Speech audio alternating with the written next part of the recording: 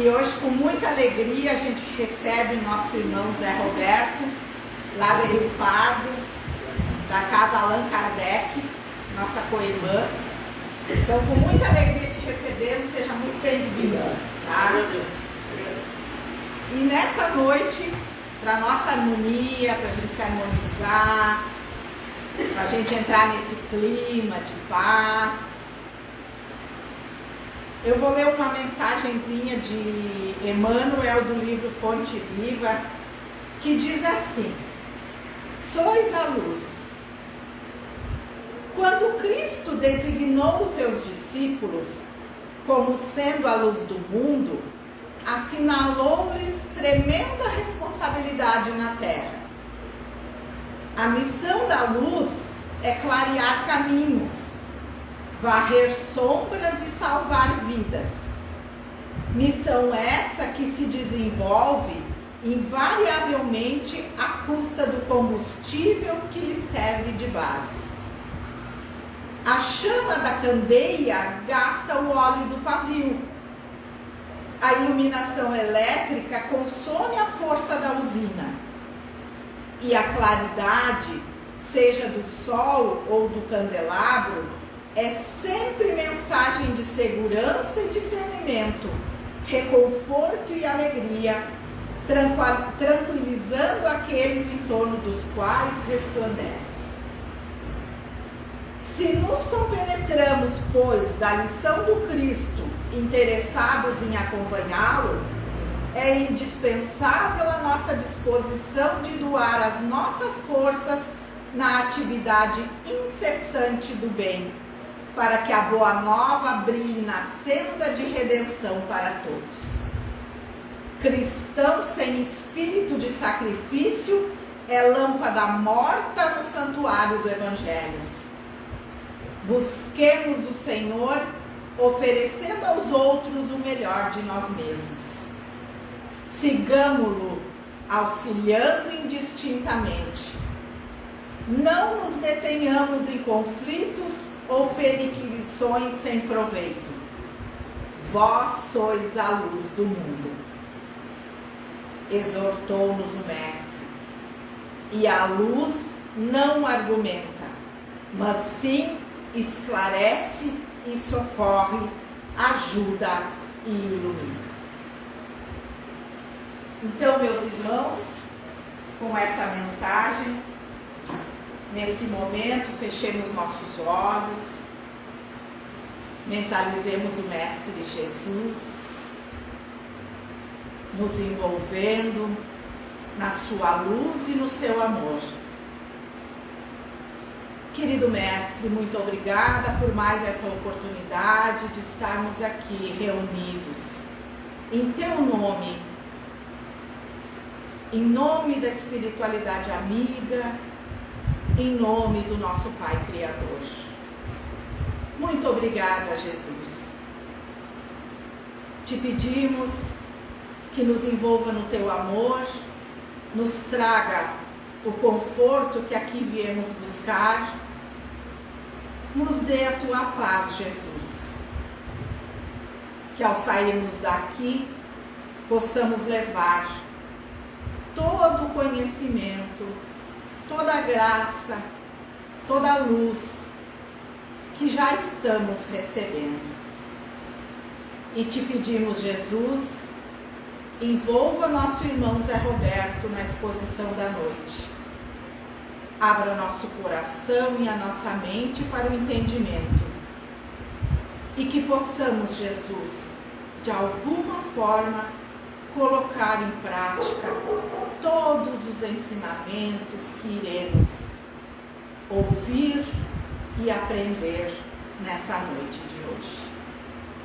Muito obrigada e fiquem conosco hoje e sempre. Que assim seja. Que assim seja. Querido amigo, contigo. Muito obrigado, Deus. Obrigado. Boa noite, meus irmãos. Boa noite. Um super abraço fraterno, meus irmãos de Rio Pardo, da Sociedade Espírita Allan Kardec. E é sempre uma alegria poder estar aqui. É muita mesmo satisfação e a gente agradece essa oportunidade de trabalho. É com muito amor que nós estamos aqui, centelhas divinas, que somos todos nós, que é o nosso tema. Então, a nossa reflexão na noite de hoje, a edificação do amor, a centelha divina, que está no Evangelho segundo o Espiritismo, no Livro dos Espíritos, e baseado e inspirado também no livro Pensamento e Vida do nosso querido mentor Emmanuel Chico Xavier. O amor é de essência divina, desde o mais elevado até o mais humilde. Todos possuem, no fundo do coração, a centelha desse fogo sagrado. Evangelho segundo o Espiritismo, capítulo 11, item 9, Fernão. Somos centelhas divinas, à semelhança de Deus. Evangelho segundo o Espiritismo, capítulo 11, item 8. Centelha divina, a porção divina em nós. Livro Pensamento e Vida, mentor Emmanuel Chico Xavier. Perguntaram para a flor de onde vinha, de onde ela vinha. Respondeu ela, de uma semente de amor que não se acovardou. Isso é edificação do amor. Na questão número 1, como todos vocês já ouviram, do Livro dos Espíritos, que é Deus? E a resposta tão bem conhecida: Deus é a inteligência suprema do universo, a causa primária de todas as coisas. Então, ser centelha divina é ser uma partícula, uma fagulha, uma faísca que se desprendeu do Criador onipotente, soberanamente bom e justo. Deus é amor, e o amor é a alma da vida. Assim, centelhas divinas, todos nós somos amor, criados simples e ignorantes, fadados pela lei do progresso a essa destinação. É disso e nisso que vai falar a nossa reflexão da noite de hoje. Sabe, meus irmãos, nós aprendemos com muita dificuldade que não basta amar. O amor, para se manifestar, para que ele possa alcançar outros corações, ele precisa de condições para isso. Assim como o sol nunca para de brilhar, mas precisa que a gente abra a janela para que o sol possa entrar na nossa casa, para que o calor do sol possa iluminar e aquecer o nosso lar. É preciso que então haja condições para isso. Assim também é o amor. Então, quando nós amamos, nós precisamos também cuidar o caminho por onde anda esse amor, para poder alcançar aqueles corações queridos. Então, quando nós sentimos escassez afetiva, às vezes muita, quando sentimos que não somos amados, ou quando amamos tanto o outro, mas não conseguimos sentir esse amor e ele também não é do amor que nós devemos duvidar, porque o amor de Deus é infinitamente, e nós estamos banhados pelo amor de Deus, estamos totalmente mergulhados no amor de Deus. E quantas vezes não conseguimos nos sentir amados pelo nosso Pai?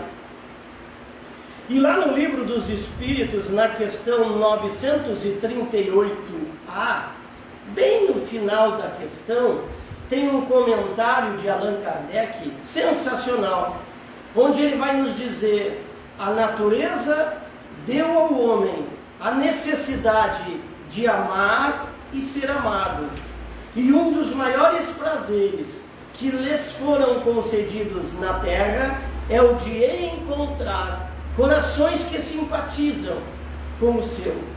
Esse prazer lhe dá condições de felicidade que lhe está reservada no mundo dos espíritos perfeitos, onde tudo é amor e benevolência. E bem no finzinho ele vai dizer: esse prazer é recusado ao egoísta. Significa dizer, meus irmãos, que todos, absolutamente todos nós, precisamos amar. E todos nós precisamos sentir-se amados. Em primeiro lugar, pelo nosso Pai, pelo nosso Criador, sentir o amor de Deus, porque nós somos filhos eternos de Deus. Não há a menor dúvida de que Deus nos ama infinitamente, eternamente, profundamente. Então, estudando o amor, um dos primeiros elementos que fazemos para que venhamos a caminhar por caminhos sólidos é buscar amparo, apoio nas obras básicas que sustentam a doutrina espírita. E vamos ver lá a expressão utilizada muitas vezes pelos espíritos quando eles falam sobre o amor, e eles se referem a uma partícula, a uma parte pequena do amor de Deus que existe em todas as criaturas. A expressão, eles usam esse termo de centelha, dizem que em todos existem a centelha divina, ou um pedacinho de Deus. Por aqui começa a nossa reflexão. Mas para seguirmos num raciocínio pedagógico, lógico, é fundamental entender que em doutrina espírita é necessário dar a cada palavra o significado que ela verdadeiramente possui. Partícula iluminada, que aqui já vai nos dizendo algo importante. Uma vez que no nosso ambiente espírita, nós super hiper nos acostumamos a nos referir aos espíritos superiores, aos espíritos elevados, aqueles que são evoluídos, com a expressão espíritos de luz. Nós assim o fizemos sempre. Nem sabemos muito de onde isso começou. Mas não é o pessoal que trabalha na RGE, na CE. Nós falamos que espírito de luz porque tem uma luminosidade.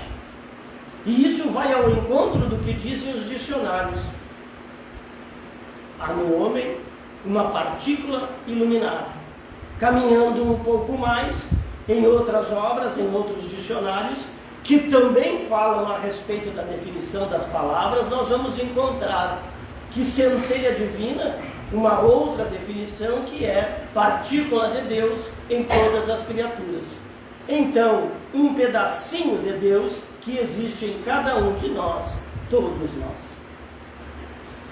E é interessante observarmos que quando usamos a expressão pedacinho de Deus, é uma expressão que a gente usa no espiritual, mas é adaptada à nossa realidade material. Porque falar em pedacinho de Deus vai nos dar a impressão de que ele é material. Não. Parece que dá para tirar um pedacinho dele. Se ele fosse material, lógico. Mas como Deus é imaterial, a expressão pedacinho é só uma força de expressão, uma maneira de nos expressarmos, para dizer então que é uma partícula, uma centelha, uma expressão divina dentro de nós. Seguindo nossa reflexão, nós vamos encontrar uma definição para centelha também muito interessante que nos diz: centelha, herança divina de todas as coisas. Que mais uma vez vai nos levar na mesma direção que a doutrina espírita nos leva, nos dizendo que somos filhos de Deus e devemos trazer dele alguns traços, muitos traços, que atestam essa paternidade. Então há algo em nós, sem sombra de dúvida, todos nós, de divino, esse pedacinho de nós, de Deus em nós. Dito isso, e sabendo que Deus é soberanamente justo e bom, inteligência suprema, isso significa que ele não faz nada à toa. Tudo que Deus faz está absolutamente correto. Tem uma finalidade, um objetivo claro. E a pergunta que fica para nós é a seguinte: afinal de contas, qual é o objetivo? Qual é a finalidade? Para que que Deus colocou uma centelha divina, um pedacinho dele em tudo aquilo que ele criou. Uma parte divina. Qual a intenção do Criador ao fazer isso? E aí, mergulhando nos estudos, nós vamos encontrar, vamos aprender algo natural nas ciências humanas, de que o micro é sempre atraído pelo macro. Ou seja, a força menor é sempre atraída à sua origem. Isso então significa que esse pedacinho divino em todos nós faz com que, independente de onde nós estivermos, independente do ponto de vista geográfico-moral, pode ser Santa Cruz, pode ser Rio Pardo, pode ser Porto Alegre, São Paulo, na China, no outro planeta, nesse planeta, nessa galáxia ou noutra, pouco importa. Nós vamos vivendo dentro da nossa realidade, atraídos para Deus. Sempre, em qualquer situação, atraídos para Deus. É a porção dele que existe em nós. Somos levados a ele independente de onde nós estejamos. E do ponto de vista moral, o mesmo acontece. Mesmo que nós estivermos mergulhados em profundas tristezas humanas, experimentando as aflições tantas, as expiações, mais difíceis às vezes, muito difíceis, mesmo assim, dentro dessa realidade, dentro desse cenário, nós estamos o tempo todo, o tempo inteiro, sendo levados para Deus, atraídos a Deus. É essa a porção divina que vai nos levando para lá. Mas pensando bem, se existe algo em nós que nos atrai para Deus, que nos leva para o Criador, e queremos ficar sim mais perto dele, até com uma certa pressa, a pergunta é a seguinte: como nós podemos fazer para que essa centelha nos leve sempre mais rápido à proximidade do Pai? E a resposta é muito interessante, muitíssimo. O que nós podemos fazer para que essa centelha nos leve ao Pai? A resposta é nada. Nada. O que nós podemos fazer é muito interessante. É só não atrapalhar. É só não atrapalhar. Porque nós somos atraídos a Deus o tempo inteiro. O que nos atrapalha mesmo, que eles estão nos dizendo? Orgulho, inveja, prepotência, preconceito, maledicência, arrogância, ódios todos, ódios tantos, tudo que é contrário à lei do amor. Porque se o amor é lei, tudo que é contrário ao amor é contra a lei. É penalidade sobre essas leis divinas. E aí nós nos perguntamos, o que eu posso fazer para chegar mais rápido a Deus? Comecemos então, não atrapalhando. Assim também acontece com Jesus. É o mesmo jeito, meus irmãos. Nós estamos no mesmo ponto. Jesus que espera a nossa companhia, já são 2000 anos. Espera para que nós sejamos o seu verdadeiro companheiro. Espera para que nós, de fato e de verdade, entendamos que Ele é o nosso modelo e guia. Ele continua nos deixando. Nós continuamos deixando Ele esperar. E sabe por que nós deixamos Ele esperando? Porque ainda temos excesso de rancores, de maledicências, de ciúmes todos, de inveja todas, de preconceito todos, e esses ismos todos. Então, a edificação do amor, aperfeiçoar, construir, alicerçar, fundamentar o amor, é uma difícil tarefa. A difícil tarefa de mudar um comportamento adquirido por nós, por diversas e muitas reencarnações. Será que mudarmos, ou será que mudaremos sem mudar a nossa maneira de pensar? Sem dominar as nossas más tendências, que é o objetivo de nossa encarnação, reencarnação? Acha que é fácil resolver um dos maiores problemas da humanidade sem nenhum esforço? Não vamos duvidar de forma nenhuma que nós viemos para a terra para edificar em nós uma condição melhor, para edificar o amor, que é a substituição que Paulo de Tarso tão bem nos ensinou, do homem velho pelo homem novo. E isso, meus irmãos, demanda muito, mas muito mesmo esforço. E aí complica, deu ruim. Porque, de verdade, nós queremos que os Espíritos nos favoreçam, que eles nos ajudem. E de preferência que nós façamos muito pouco ou quase nada. E eles nada fazem sem a nossa participação. Absolutamente nada fazem sem a nossa participação. Lembram de Jesus? Ajuda-te, que o céu te ajudará. E tem uma citação do nosso querido André Luiz, através do Chico, claro, que é normal para os momentos de agora, para a nossa reflexão, onde ele nos diz lindamente: você, ou seja, todos nós, já viveu séculos, está diante de milênios, está com pressa por quê mesmo? Está com pressa por quê? E assim estamos sendo, com pressa para ontem. E isso é uma viciação mental. E aí nos remete à pergunta: qual é a intenção dos espíritos superiores, de Jesus, de Deus nosso Pai, quando muitas vezes, entre aspas, nos deixam sem saída? Eles querem que nós olhemos para dentro, que nós comecemos a observar o que está acontecendo conosco dentro, no nosso íntimo. Essa é a pergunta fundamental. Estudando Kardec, a gente vai ver que tem mundo felizes, mundo muito felizes, sim, ditosos. Existe um lugar onde todo mundo é feliz? Tem. Onde o amor predomina? Tem. Sim, tem. E nós estamos aqui e queremos sair daqui sem esforço algum. Não vai rolar, não vai. Somente a educação mental, a educação comportamental. E o Evangelho segundo o Espiritismo é muito claro quando ele nos fala assim: sede perfeitos.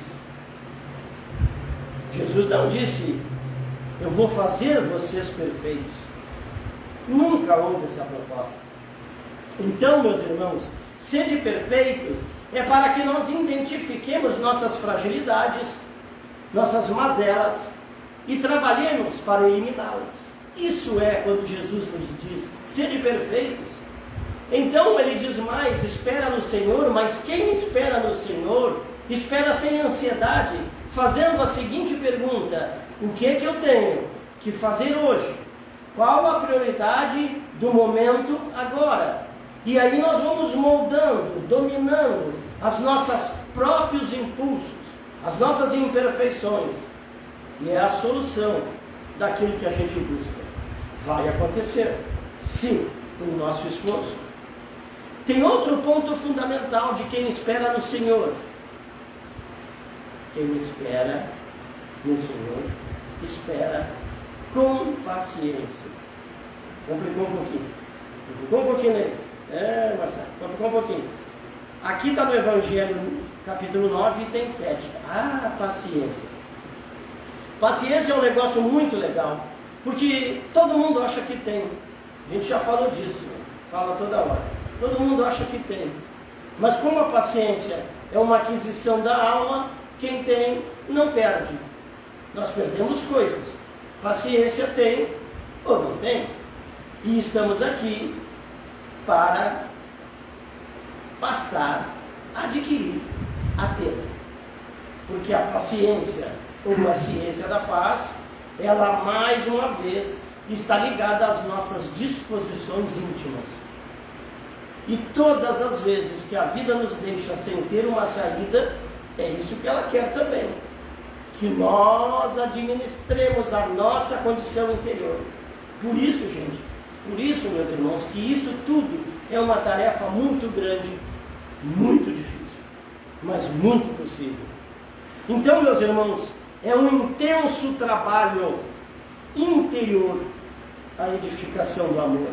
Até porque nós estamos, sim, ainda em um mundo de provas e expiações, obstáculos e dores, que é a nossa marca, desafios, muitos problemas. E é muito interessante que quando nós falamos de provas e expiação, todo mundo fala, nossa, de novo esse assunto. Nós estamos, careca não, né, Marcelo? Não podemos falar isso. Nós estamos cheios, lotados de saberes. Todo expositor espírita fala provas e expiações, provas e expiações.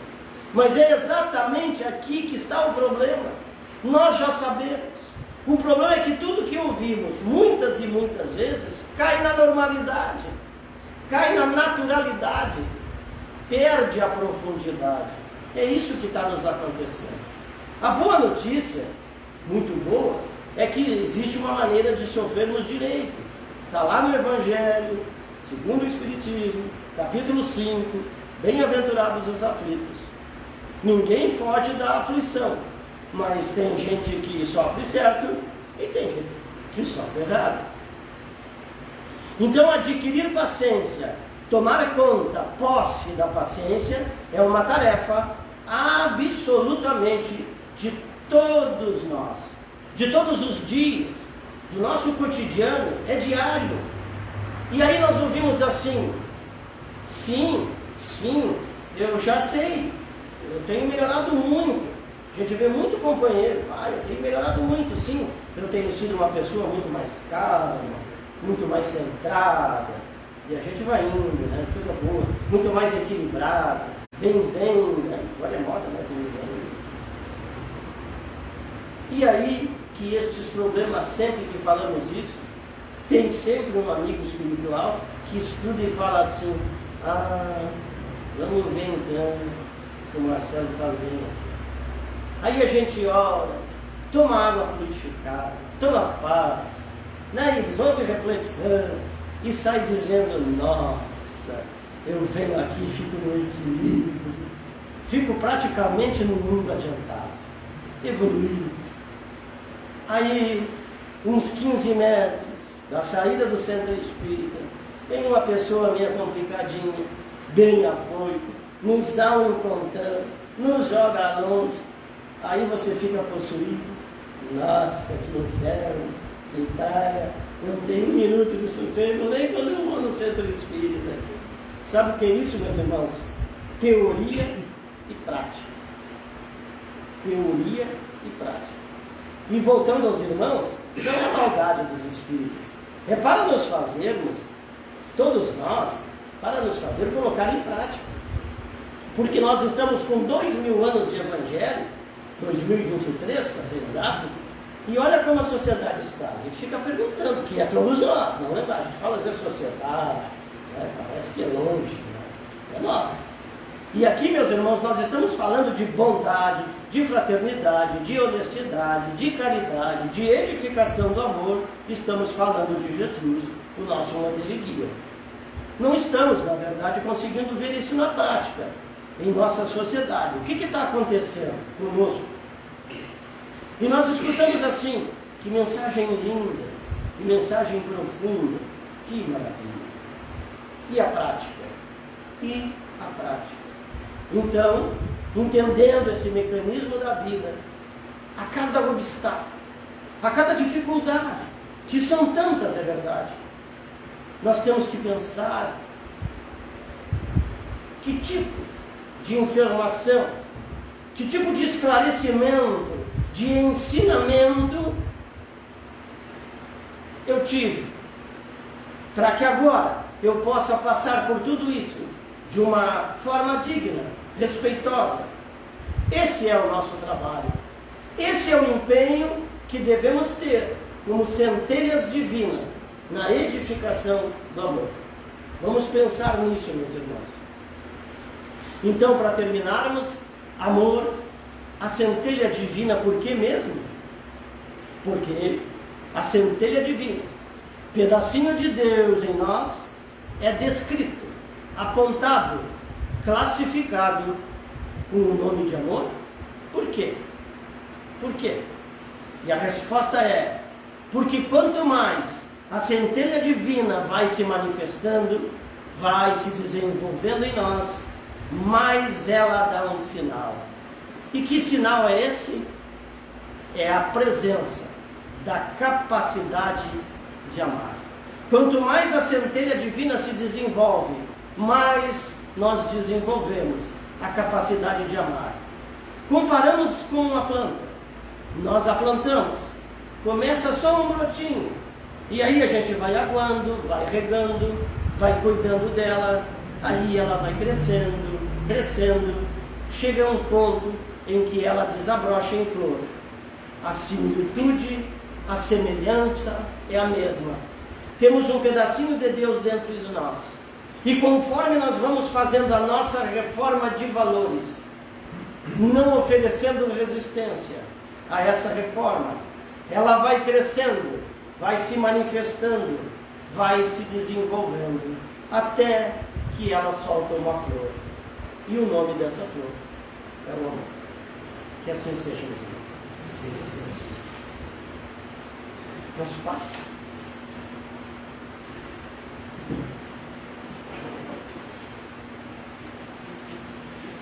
Então vamos nos acomodando, bem tranquilo, sem preferir fechar os olhos, envolvidos que estamos por essas energias de paz e de equilíbrio, que desde cedo a equipe e os mentores espirituais prepararam para nós. Vamos ao momento do passe. Deus nosso Pai, Jesus amado Mestre de amor infinito, espiritualidade superior, mentores da nossa casa, aqui se encontram, colocando sobre todos nós aquilo que necessitamos para o nosso refazimento, para o nosso melhoramento. Elevemos os nossos pensamentos a Deus. Não precisamos pensar em nossos problemas, porque Ele também os conhece. Nesse momento, é derramado sobre todos nós uma chuva de bênçãos que nos cobre de luz, que fazem com que vibremos na frequência da saúde, da paz, do equilíbrio e do amor. Jesus nesse momento nos abraça, curando as nossas dores, amenizando as nossas dificuldades, fluidificando a nossa água para que se torne remédio. Muito obrigado, Senhor, por estar entre nós, nos dando as condições necessárias para termos força, vitalidade, a saúde que tanto necessitamos. Ampara-nos, Senhor, hoje e sempre, que assim seja. Muito obrigado, uma boa noite, meus irmãos.